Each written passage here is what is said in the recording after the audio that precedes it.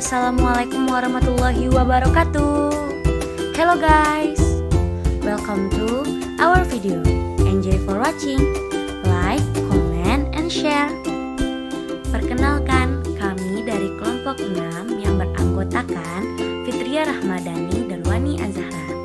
Kami adalah mahasiswa Sarjana Terapan Gizi dan Dietetika kelas 3A Poltekkes Kemenkes Padang. Di sini kami akan membahas konsep dasar kalimat dalam bahasa Indonesia. Nah, yang pertama kami akan membahas definisi kalimat. Teman-teman pasti bertanya kan, definisi kalimat itu apa? Oke, kami akan jelasin. Nah, kalimat digunakan untuk berkomunikasi dan mengekspresikan diri. Menurut kami, kalimat adalah satuan bahasa terkecil yang dapat berdiri sendiri berdasarkan dari pola yang mempunyai pikiran dan makna yang lengkap, serta merupakan rangkaian kata yang dapat mengungkapkan gagasan, pikiran, ataupun perasaan. Selanjutnya yaitu unsur kalimat. Pada unsur kalimat terdapat kata, frasa, dan klausa, yang dimana memiliki SPOM dan keterangan. Kalimat bahasa Indonesia baku minimalnya terdiri atas 2 unsur, yaitu subjek dan predikat. Unsur lain yakni objek, modalitas atau pelengkap, dan juga keterangan. Dilengkapi juga dengan kalimat konjungsi. Sesuai yang sudah dijelaskan tadi, di unsur kalimat memiliki SPOM dan keterangan. Nah, di sini akan dibahas satu persatu ya. Yang pertama itu S atau subjek, yakni sebagai pokok utama untuk menentukan kejelasan dalam kalimat. Lalu P atau predikat, dikatakan sebagai sebutan yang muncul secara eksplisit atau tegas dan terus terang, bisa berupa kata ataupun frasa. Lalu O atau objek, yakni pelengkap yang membentuk suatu kalimat. Lalu modalitas atau pelengkap, yakni sebagai keterangan predikat dan bisa mengubah keseluruhan makna dalam kalimat. Dan yang terakhir, keterangan, yakni untuk menjelaskan atau melengkapi informasi dan pesan-pesan dalam kalimat. Selanjutnya subjek. Penempatan subjek yang tidak tepat dapat menghilangkan makna dari kalimat. Subjek kalimat dapat berupa kata dan dapat pula berupa frasa. Bentuk kata misalnya saya tertidur. Subjek yang berupa frasa misalnya ayah saya sebagai subjek, bekerja sebagai predikat. Contoh yang kedua yaitu seekor kelinci tiba-tiba keluar dari sarangnya. Seekor kelinci tersebut merupakan subjek, tiba-tiba keluar merupakan predikat, dan sarangnya merupakan keterangan. Selanjutnya, penjelasan predikat.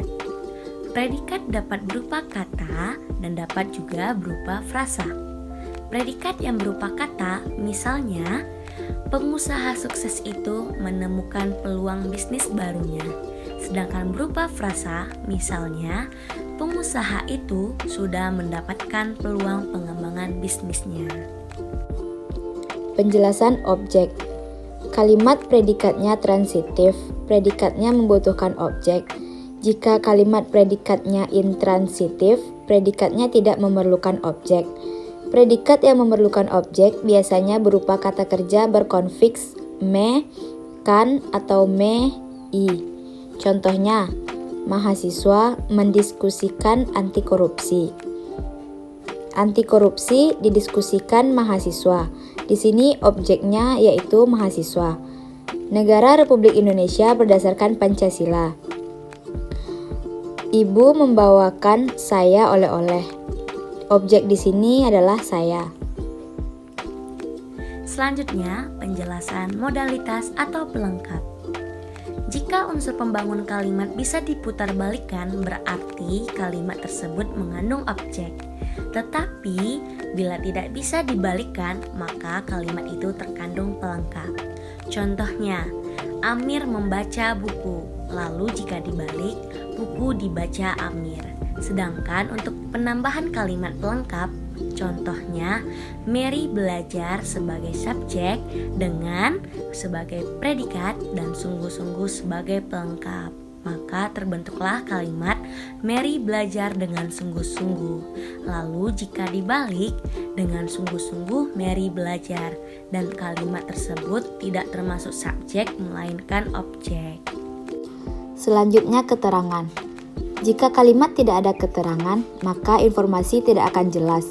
Hal ini biasanya ditemukan dalam tulisan surat undangan, laporan penelitian, dan informasi yang terkait dengan tempat, waktu, sebab, dan lain sebagainya.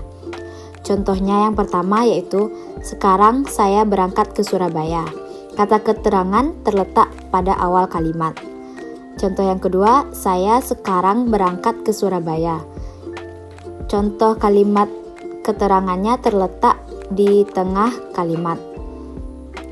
Contoh ketiga, saya berangkat ke Surabaya sekarang. Letak keterangannya terdapat pada akhir kalimat. Nah, sekarang kita masuk ke pola kalimat dasar, yakni kalimat yang jumlahnya banyak dan disusun dengan pola yang mempunyai makna. Disusun berdasarkan unsur-unsur pembangun kalimat.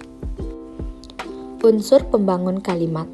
Keterangan kalimat berpola SP terdiri atas subjek dan predikat, di mana subjek berupa nomina, frasa, nomina, atau klausa. Sedangkan predikat tergantung dari tiap judul dalam unsur pembangun kalimat pola tersebut. Selanjutnya, kalimat berpola SP di mana P-nya sebagai verba, yakni subjeknya sesuai yang sudah dijelaskan pada halaman sebelumnya, dan predikatnya berupa verba atau frasa verba. Contohnya, Foni sedang berolahraga. Lalu selanjutnya, kalimat berpola SP dan di mana P-nya nomina, yakni subjeknya sesuai yang telah dijelaskan pada halaman sebelumnya, tetapi predikatnya berupa nomina yang mempunyai pengertian lebih luas daripada nomina subjek dan berupa nomina penggolong atau identifikasi. Contohnya, mereka itu istimewa. Kalimat yang berpolakan SP. Subjek yang sesuai yang telah dijelaskan pada halaman sebelumnya dan predikat berupa adjektiva atau kata sifat. Contohnya, gadis itu cantik. Kalimat yang berpolakan SP pelengkap, subjeknya sesuai yang telah dijelaskan pada halaman sebelumnya dan predikat berupa verba atau kata sifat dan pelengkap berupa nomina atau kata benda atau adjektiva, kata sifat. Contohnya, paman membuat lukisan. Selanjutnya, kalimat berpola SPO yang dimana subjeknya sesuai yang telah dijelaskan pada halaman sebelumnya dan predikatnya berupa verba atau kata, sifat, dan objek berupa nomina atau kata benda atau frasa nominal. Contohnya, mereka menonton film. Lalu kalimat berpola SPK yang dimana subjeknya sesuai yang telah dijelaskan pada halaman sebelumnya dan predikat berupa verba atau kata sifat dan kata keterangan berupa frasa berpreposisi. Contohnya, dosen itu selalu ramah setiap hari.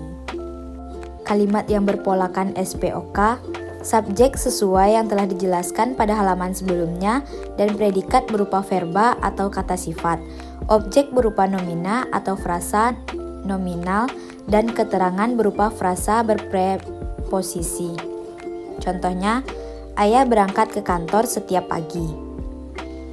Kalimat berpola SPO pelengkap, kalimat dasar yang mempunyai unsur subjek, predikat, objek, dan pelengkap.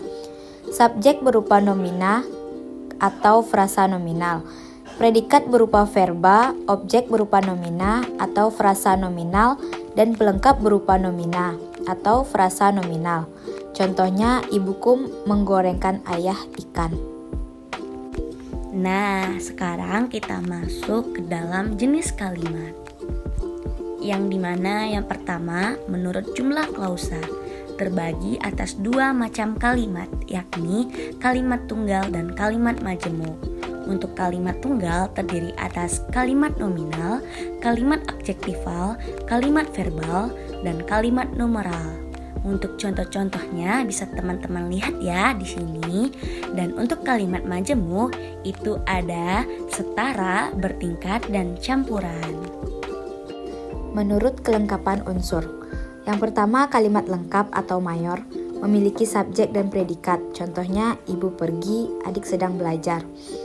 Yang kedua kalimat tidak lengkap atau minor, tidak memiliki salah satu unsur subjek atau predikatnya. Sering dipakai pada slogan, ucapan atau sapaan dan bahasa lisan.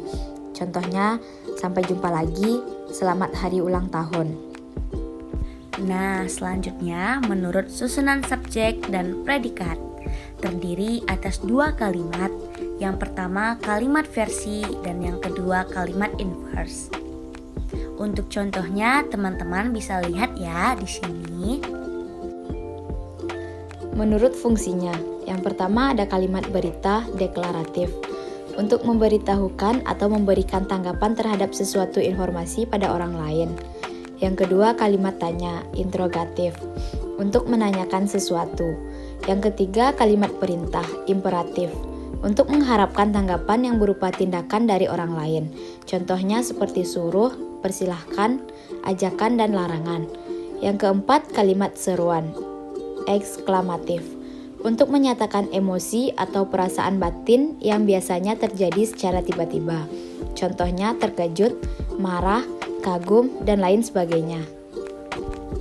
Dan yang terakhir kita masuklah ke dalam kalimat efektif, yakni definisinya menurut kami, kalimat efektif merupakan kalimat yang dapat menimbulkan pikiran dan gagasan yang dapat dimengerti oleh orang lain dan menarik perhatian pembaca mengenai pokok pembicaraannya.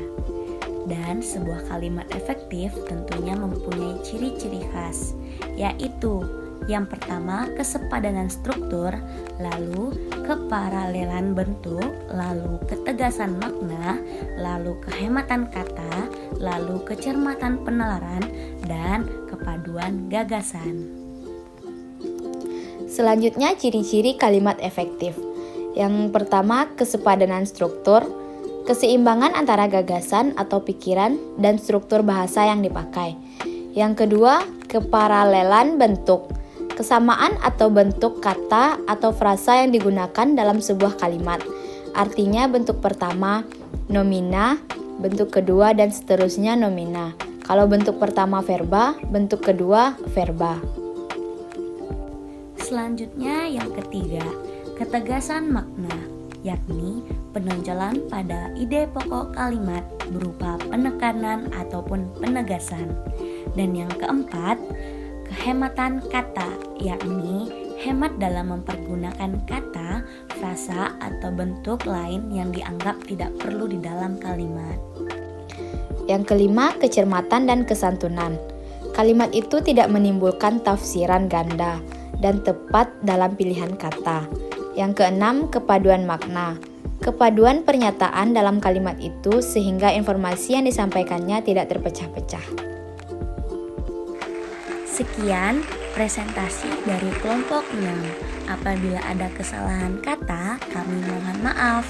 Salahnya datang dari kami dan benarnya hanya milik Allah Subhanahu wa Ta'ala. Sekian, wabillahi taufik wal hidayah. Wassalamualaikum warahmatullahi wabarakatuh.